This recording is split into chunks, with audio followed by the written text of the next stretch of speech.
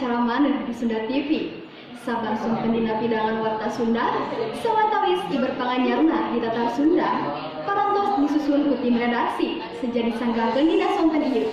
Simkuring Nadia Nursabila, bari senyarengan pamiarsa salami 30 menit kapayun. Balantik di tempat wisata Pasisir Pangandaran, tetela bisa ngadatangkeun keuntungan. Balantikna oge bisa diandelkeun pikeun babayuan kulawargana, sumangga ngadakeun bae wartana. Di kawasan wisata Pangandaran, tiba heula tukaki wari teu saeutik nu ngajanjiar kasar. Tina balantikna rupa-rupa ngadaharan jeung kaulinan. Nu dagangna horeng lain wae urang Pangandaran katos samudureunana. Tapi oge teu saeutik nu jonga di Sumedang, Garut, Banjar, Ciamis, jeung sajabana.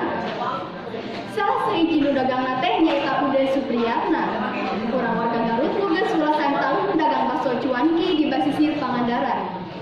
Nulutkeun Ude, ari nulutkeun batik cuanki di Basisir Pangandaran teh ngadakeun untung anu lumayan gede. Ude oge bisa ngabayunan kulawargana tina ladang balantikna teh.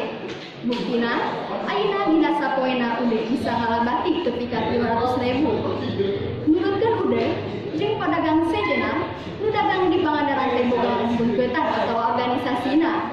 Eta teh sangkan nu dagangna tertib jeung aya nu ngurus mun parang aya pasualan. Pamiarsa, Iban menembe mangrupi pidangan anu pamungkas dina warta sonten ieu. Kalayan Usmana tim redaksi warta Sunda simkuring ngaturkeun nuhun kana pahatosanana Isa baris tepang deui dinten enjing dina pidangan maneh warta Sunda. Aya saur sepuh kapungkur ulah miter memeng gawe.